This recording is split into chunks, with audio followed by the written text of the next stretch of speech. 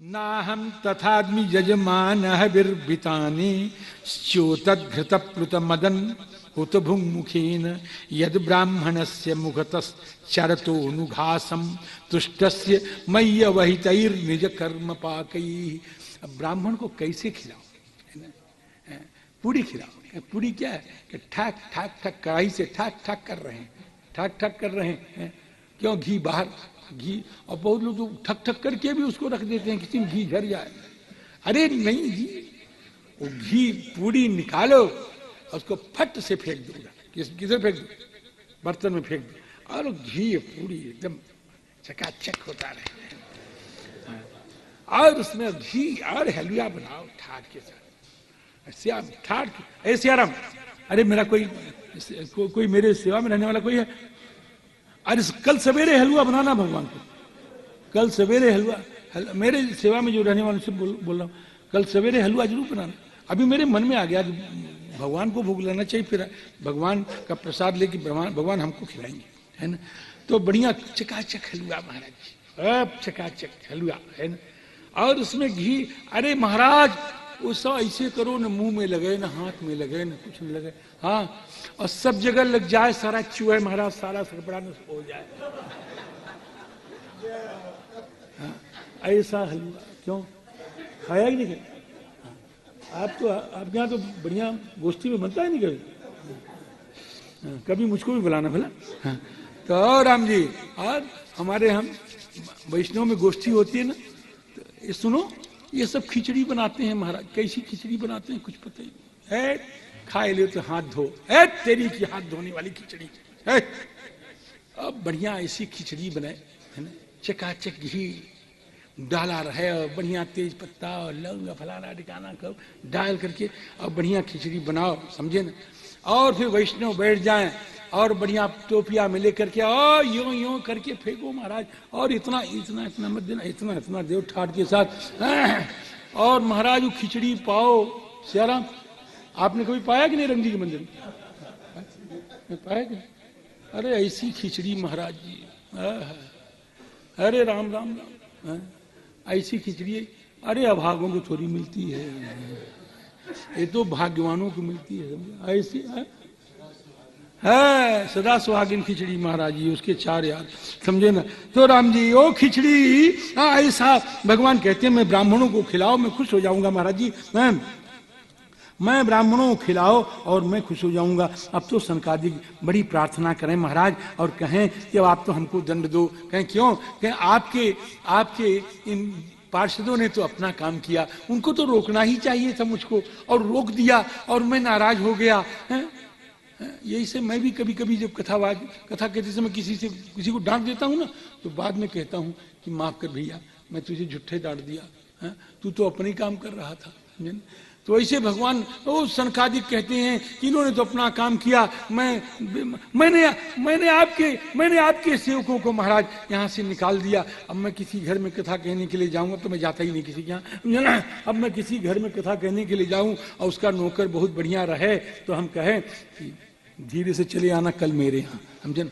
अब मैं चल रहा हूँ, अब तो मेरा कोई घर ही नहीं, मैं बुलाऊंगा कहाँ, समझे ना? अब चले आना, समझे ना? अब वो चला जाए, अब वो मालिक कहे अच्छा कथावाचक आया था, रुपया भी ले गया, माल भी ले गया, मत्ता भी ले गया और मेरा नौकर भी ले गया, समझे ना? सियाराम सियाराम।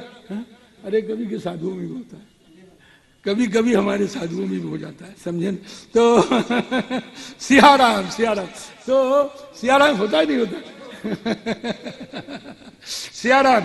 हाँ, तो अब तो कहे महाराज हमने आपका नौकर, आपका सेवक हटा दिया, आप तो हमको दंड दो। हाँ सियाराम, आप तो हमको दंड दो। संकादिक कह रहे हैं धन्य है महात्मन, आप अगर ऐसा न कहते दुनिया आपको क्रोधी समझती। धन्य है व्यास जी महाराज, धन्य है श्री सुखदेव जी महाराज, ये चरित्र आप न लिखते तो ब्राह्मणों के प्रति लोगों की कुदृष्टि हो जाती।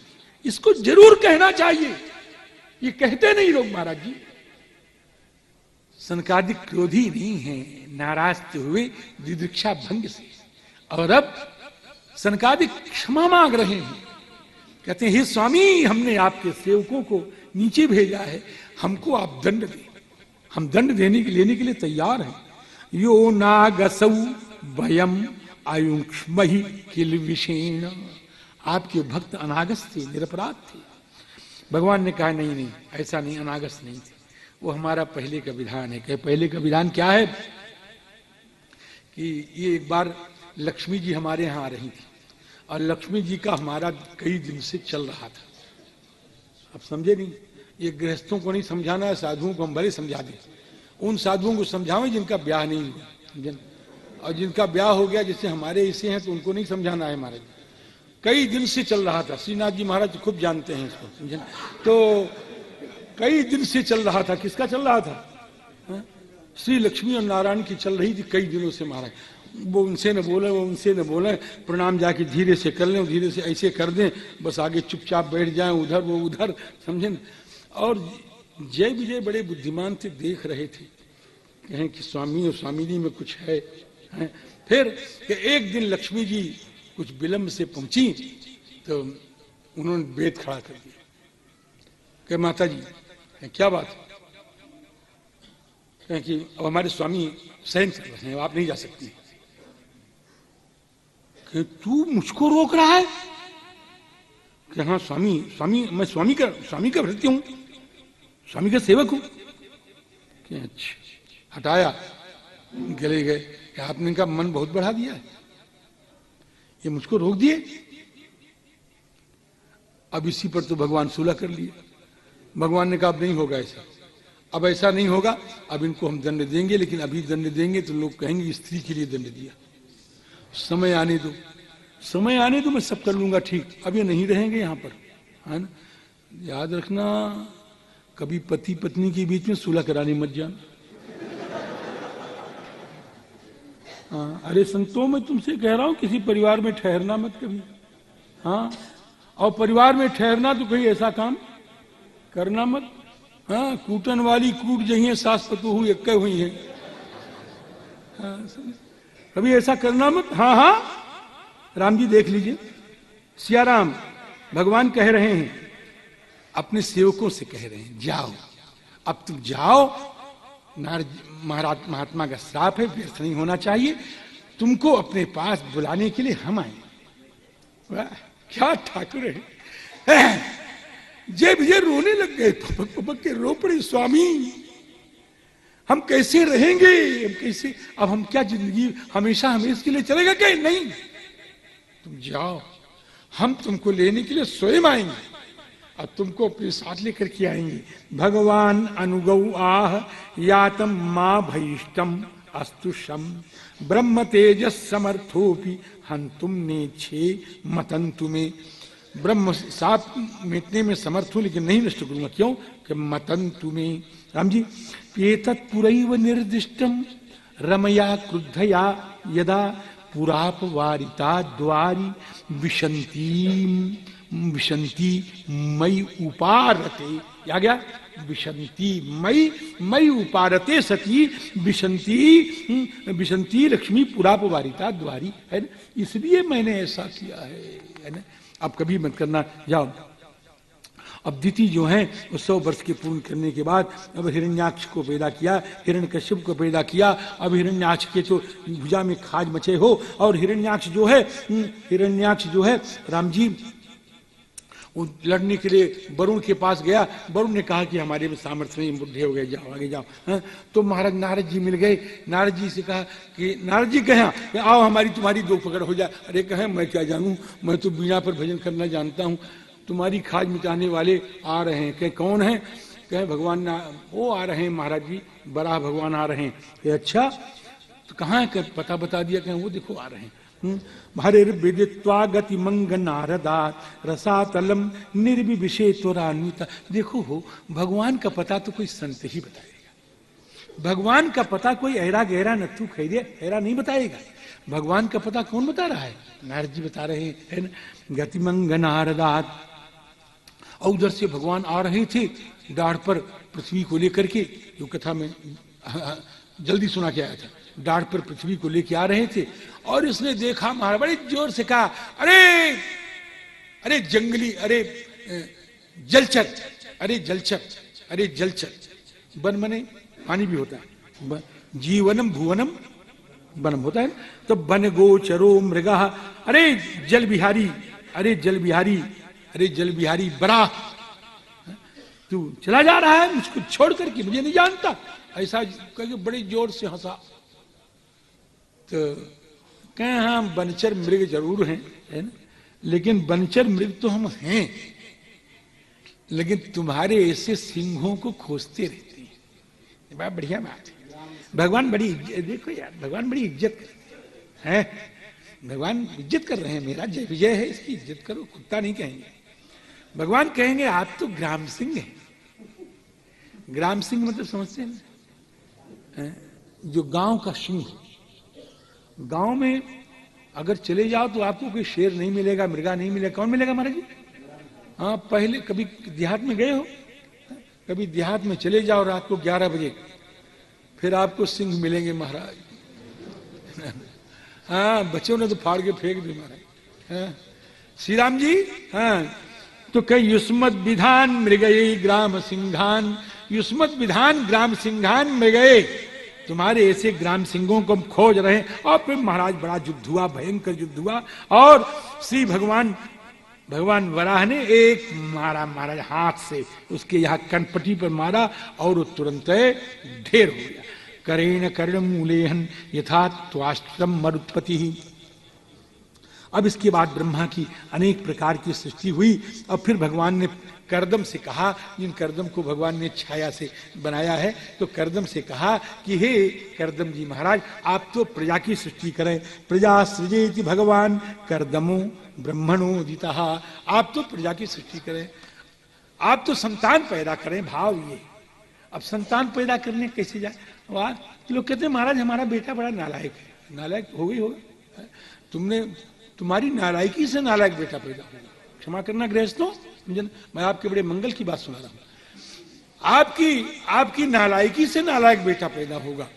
कहीं आप भगवान की भक्त हों और भगवान की भक्ति करके कहीं बेटा पैदा करें, भगवान की तपस्या करें, और भगवान प्रसन्न होकर के आपको आशीर्वाद दें कि संतान बढ़िया होगी, तो संतान कभी खराब हो ही नहीं सकती, है ना। भगवान की भक्ति करो, आज्ञा प्राप्त करने की सामर्थ्य नहीं है तो ना सही, लेकिन भगवान की भक्ति तो करो। भगवान की भक्ति करने वाले का बेटा भक्त पैदा होता है। अब करदम जी ने तपस्या करनी शुरू की, और तपस्या जब शुरू की तो भगवान आ गए। महाराज जी भगवान आए तो भगवान से कहा वर मांगो। भगवान से कहा महाराज हम यज्ञ करना चाहते हैं, और यज्ञ करने के लिए हमको एक गाय चाहिए। गाय चाहिए? कि हाँ, हम गृहस्थी रूपी यज्ञ करना चाहते हैं, और गृहस्थी रूपी यज्ञ में हमको गृहमेध धेनु चाहिए, है ना। तथा च साहम परिवोढु काम समान शीलाम गृहमेध धेनु, है ना। और कैसी स्त्री मिले कि समान शीलाम, हमारे तरह उसका शील हो, है? जैसे हम महात्मा हैं तो वो भी महात्मा हो। समान शीलम का अर्थ है तो बहुत बढ़िया। अब छोड़ो, समान शीलाम गृहमेध धेनु। तो भगवान कितने कृपालु हैं। भगवान कहते हैं मैं तो तुम्हारे मन की पहले ही जानता था। ऐसा स्वामी कहां पाओगे जी? ये दुनिया के स्वामी मांगने से भी नहीं देते, और भगवान आते हैं मन की समझ करके, मन की पूरी करने के लिए। कब विदित्वा तव चैत्यम में, तुम्हारा चैत्य माने तुम्हारे चित्त का भाव मैं जानता हूं। अब पुरैव समयोजित, और हम पहले सब जुगाड़ बिठा करके आए हैं, पहले सब जुगाड़ बिठा करके आए हैं। परसों महात्मा करदम जी परसों दिखवार आएंगे। दिखवार समझते कि नहीं समझते? ये पछाड़ के लोग दिखवार नहीं जाते। ये पूर्विया कोई होगा तो दिखवार में नहीं जानता होगा। ये पूर्विया कोई होगा तो दिखवार जानता होगा। महाराज जी दिखवार मने, अरे कोई पूर्विया बोलो। दिखवार मने हाँ, देखने वाले का मतलब है, देखने वाले बहुत आते हैं। दिखवार एक पर्टिकुलर शब्द है, समझे ना, एक खास शब्द है। जो लड़के को देखने के लिए ससुराल से व्यक्ति आता है उसको कहते हैं दिखवार। कहते हैं पूरब में क्या कहते हैं कि भैया तन के दिखवार बैठा है, इस समय चला जा। तो दिखवार मतलब वही। तो राजा, यहां भी दिखवार आ रहा है, देखो देखो देखो दिखवार आ रहा है।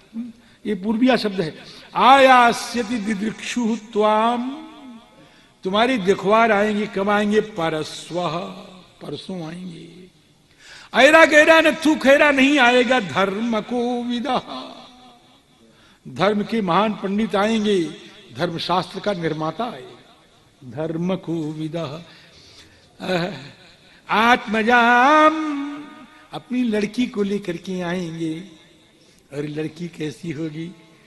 वयश्शील गुणान्विताम, आगे उन्होंने क्या मांगा था? समानशीलाम, और यहां क्या है? वयश्शील गुणान्विताम। और कैसी होगी? असितापांगी। असितापांगी माने, असित माने काला, काले काले आंखों वाली होगी, कजरारे नेत्रों वाली होगी। हमको ये अर्थ नहीं जच रहा है, भले ना, भले कोई नाराज हो जाए, हमको नहीं जच रहा है। असितापांगी, असितापांगी का मतलब क्या है? असित माने काला, असित माने काला नहीं, असित माने कृष्ण नहीं होगा। कृष्ण असित माने कृष्ण होगा नहीं। असित तदलमसित सख्यम, तदलमसित सख्यम असितापांगी। ऐसी आएगी, ऐसी आएगी, ऐसी आएगी, ऐसी आएगी महात्मा, जिसके आंखों में कृष्ण ही कृष्ण रमे, जिसकी आंखों में कृष्ण कृष्ण रमे होंगे। आया आत्मजाम असितापांगीम वयस्शील गुणान्विताम। अब महाराज आए भगवान श्री राम जी, भगवान तो आई, भगवान ने कहा कि अब तुमको देखने के लिए वो लड़की आएगी जो असितापांगी है, वयस्शील गुणान्विता है। और सुनो, कपिल से धीरे से कहा कि मैं भी उसी असितापांगी में, उसी कृष्ण नेत्री में, असितापांगी का मतलब कृष्ण नेत्री, उसी कृष्ण नेत्री में मैं भी अवतार लूंगा, है ना। हाँ, और तत्व संहिता का निर्माण करूंगा। और ऐसा कहा, और फिर यहां से भगवान तो अब चल पड़े। और कैसे चले महाराज जी? और बढ़िया बढ़िया अपना वाहन स्टार्ट कर दिया, और स्टार्ट करके आप बढ़िया ठाठ के साथ गाना सुनते चले जा रहे हैं। सन 52 की बात है, सन 52-51 की बात है। मैं कलकत्ते में कथा कह रहा था, 51 की बात। तो एक सेठ का लड़का, मेरी उम्र का था उस समय, तो वो गाड़ी चलाया, और उसकी गाड़ी में बैठा था मैं। तो कहता, पंडित जी देख रहे हैं? हमने क्या क्या कमाल है साइंस का। क्या? उसने रेडियो लगा रखा था उसमें, तो रेडियो में गाना बज रहा था। देखिए गाना गाड़ी में बज रहा है। तो मैं सुन रहा था 51 की बात है। तो सुन रहा था, सुनते सुनते हमसे नहीं रहा गया हो। तो हमने कहा कि सेठ जी के हाँ, हम क्या तुम्हारे गाड़ी में मशीन लगी हुई, इसमें सिनेमा गाना बोल रहा, क्या खास बात है? हमारे ठाकुर के गाड़ी में ऐसा है, ऐसी मशीन फिट है कि जब ठाकुर चलने के लिए तैयार होते हैं तो सामगान की ध्वनि निकलना शुरू होती है, सामगान की ध्वनि निकलना शुरू होती है, और ठाकुर उसको सुनते हुए मस्त होके चले जाते हैं। हाँ, देख लीजिए।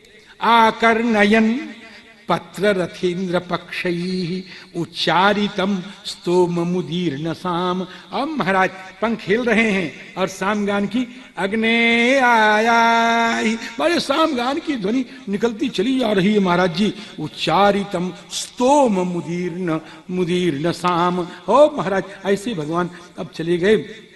इधर मनु महाराज आए, और मनु महाराज ने श्री करदम जी महाराज को प्रणाम किया। करदम जी ने बड़ा स्वागत किया, और श्री मनु महाराज ने कहा, महाराज मैं मनु हूं, प्रियव्रत उत्तान पाद की ये बहन, ये मेरी पुत्री, ये आपको पति बनाना चाहती है।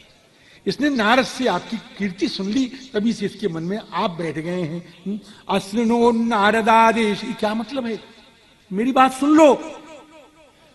अश्रिनोन्ना, इधर भगवान जब उन्होंने कहा ना, भगवान ने कि मैं तुम्हारे मन की बात जानता हूं, है ना। विदित्वा तव चैत्यम पुरैव समयोजी, अभी कहा ना, ये पुरैव समयोज क्या है? कि भगवान ने जब इनका चैत्य जाना तो नारद से कहा, नारद कहें हाँ अब चले जाओ। कहें कहां चले जाओ? कहें अयोध्या चले जाओ। अयोध्या चल जाकर के और देवहूति सुने इस प्रकार से मेरा गान करो, मेरे चरित्र का गान करो।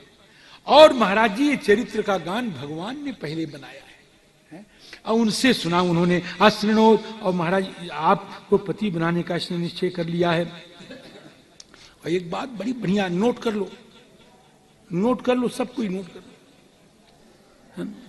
महाराज जरा भोजन कर लीजिए, आपके पाने लायक भोजन है, बढ़िया ब्राह्मण ने बनाया है, शुद्ध बनाया है, भोग लगा है भगवान का, और आपका मन भी है पाने का। फफरी पड़ी है ऊँटे पर और आप पा सकते हैं। झूठे स्थान के मारे नहीं हम तो नहीं खाएंगे, हम तो नहीं पाएंगे। और जब बाहर चले तो कहीं पा लिया होता तो अच्छा होता। ऐसा होता कि नहीं होता है? हमारे जीवन में तो ऐसा हुआ है, इसलिए हमारे जीवन में तो ऐसा हुआ है। अरे मन करे तो पाए ले, मुटाई मत करो। मन करे तो, ये नीति कह रही है। श्री मनु महाराज कह रहे हैं अगर आपकी इच्छा न हो तो ना कर दो, और आपकी अगर इच्छा हो तो ना मत करना। उद्यतस्य ही कामस्य प्रतिवादो न शश्यते। उद्यतस्य ही कामस्य प्रतिवादो न शश्यते। महर्षि ने कहा मैं विवाह करना चाहता हूं, और हम लोगों के लिए ब्राह्मण की रीति से जैसा विवाह हो, आदि विवाह हो, वही ठीक है। अब महाराज मनु महाराज से कहा एक बात और सुन लो। कहें क्या? कि हमारी जब संतान पैदा हो जाएगी तो हम सन्यासी हो जाएंगे। ये पहले सुन लीजिए। अतो भजसे समये न साध्वीम यावत तेजो बिभ्रियात आत्मनोमी। ये सोच लीजिए, ये नई बात आ गई। फिर न कहना कि ब्याह क्यों किया था। अब सोच लीजिए पहले, शांत शांत तो सुन, क्यों ब्याह किया था। फिर मनु महाराज ने शत्रुपा से पूछा कि सुन लीजिए इनकी प्रतिज्ञा। फिर न कहना मुझसे कही एकांत में कि सन्यासी के पल्ले मेरी बेटी ब्याह दिया। और बेटी से भी कहा पुत्री विचार कर ले, जो नई समस्या आ गई। श्री शत्रुपा ने पूछा बेटी क्या राय है तेरी? कि माता भगवत प्राप्त महापुरुष महाराज करदम ऐसे महर्षि की पत्नी होकर के अगर एक क्षण भी मैं इनकी पत्नी के रूप में रह सकी तो मैं अपने को सौभाग्यशाली समझूंगी। माता मैं इन्हीं से ब्याह करूंगी। आप लोग ये सब कहां लिखा है जो आपने कहा, देखिए लिखा है कि नहीं लिखा है।